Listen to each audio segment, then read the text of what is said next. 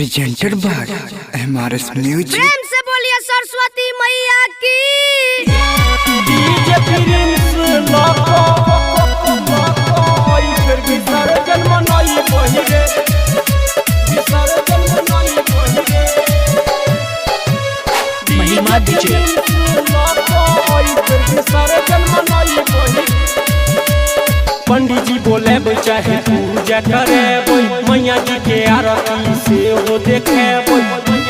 रे भाई सुन जी। पंडित जी बोले चाहे पूजा करे मैया जी के आरती से हो देखे हम सवारी कके अइले बिना वाली चलना दुआरा बहारे रे डीजे प्रिंस लोको ओई बेर भसान मनई बही रे डीजे प्रिंस लोको ओई बेर विसर्जन मनई बही रे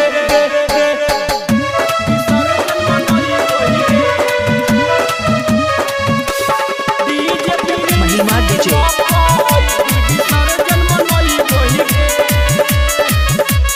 बिना वाली मैया के महिमा महान छै एही से जानत दुनिया जहान छै एही से जानत दुनिया जहान छै बिना वाली मैया के महिमा महान छै एही से जानत दुनिया जहान छै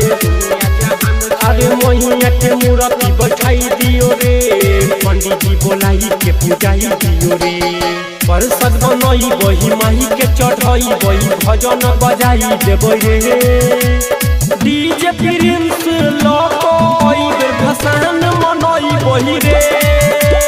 डीजे प्रिंस लोको ओई बेर विसर्जन मनई बही रे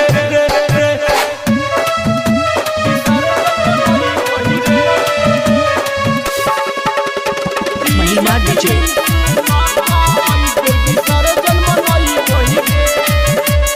राइटर संगवान से हो केल को सपोर्ट रे एने सुख से हो केल को भाड़ा बुक रे राइटर संगवान से हो केल को सपोर्ट रे एने सुख से हो केल को भाड़ा बुक रे